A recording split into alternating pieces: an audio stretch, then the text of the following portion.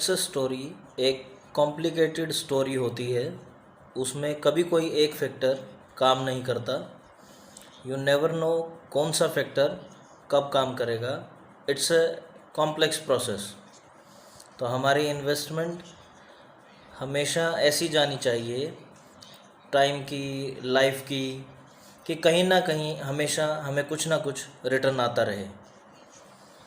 और ईश्वर को रिमेंबर करना, उसके आगे सिर झुकाना, उसकी पालना करना, अपनी ईगो को ख़त्म करना, झुकना, उसके आगे नतमस्तक होना।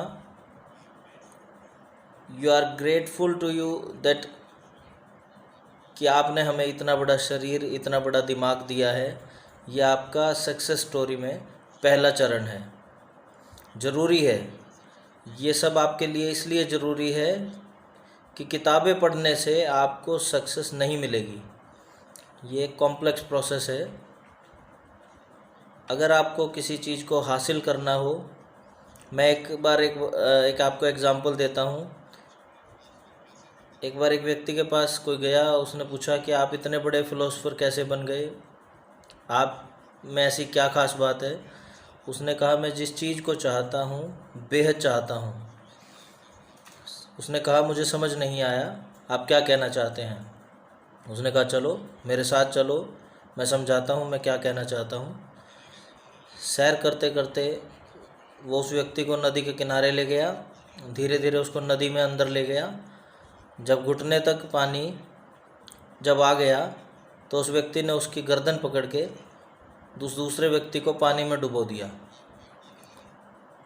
वो व्यक्ति अब हाथ पैर मारने लगा गर्दन बाहर निकालने के लिए, लेकिन पहले वाला व्यक्ति बहुत ताकतवर था, उसने उसकी गर्दन बाहर नहीं निकलने दी। जब उसने देखा कि उसका शरीर नीला पड़ने लगा है, तब उसने उसे पानी से बाहर निकाला। और बाहर निकालते ही उस आदमी ने डीप ब्रीथ लिया। तो उस व्यक्ति ने पूछा कि when I took you out, what was the thing you did most. He said only breath.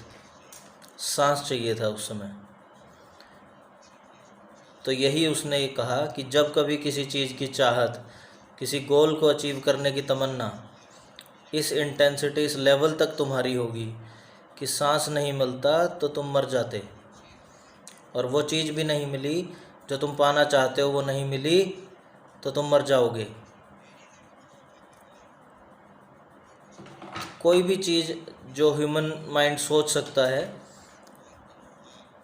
You have that fire, you have that passion, जिसमें सोते जागते बैठते उठते हर वक्त आपको उसके अलावा कोई विषय दिखाई ना दे। जिस वक्त आदमी की ये दशा हो जाती है कि उसके दिमाग में ये पागलपन छा जाता है, उसके इसके अलावा कुछ दिखाई नहीं देता हो, तो समझ लो उसको वो चीज़ हासिल हो जाएगी, पॉजिटिवली हो जाएगी। मेरी अपनी थ्योरी है, इंटेलिजेंट आदमी फेल हो सकता है, हार्ड वर्किंग आदमी कभी फेल नहीं हो सकता। तो इसलिए हार्ड वर्क को हम हमेशा इम्पोर्टेंट मानते हैं, क्योंकि आप जो एक बार पढ़ लोगे वो आपको समझ तो आ गया, लेकिन इतना काफ़ी नहीं है। आपको उसकी प्रैक्टिस भी, हार्ड वर्क उस पर करना ज़रूरी है। एग्ज़ामिनेशन में दो ही चीज़ काउंट होती हैं, एक आपकी नॉलेज और दूसरी आपकी स्पीड। और दोनों में से अगर एक भी चीज़ गायब है तो आपका सिलेक्शन नहीं होगा।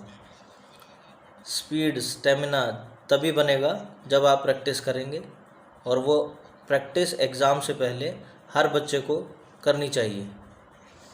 और हर क्वेश्चन आपको फैमिलियर दिखाई देना चाहिए। और वो कब मिलेगा कि जितने भी आपके टारगेट के क्वेश्चन हैं वो सारे क्वेश्चन आपको सॉल्व करने चाहिए।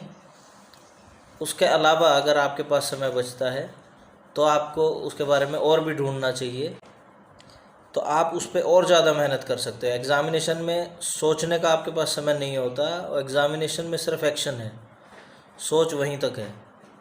जैसा आप सोचेंगे वैसा आप एग्ज़ाम कर पाएंगे। तो इसके लिए एक बार फिर आपको यही ध्यान दिलाते हुए कि जो इच्छा आपके मन में आप ठान लेते हैं उसको पूरा करने के लिए हर संभव प्रयास करें। धन्यवाद।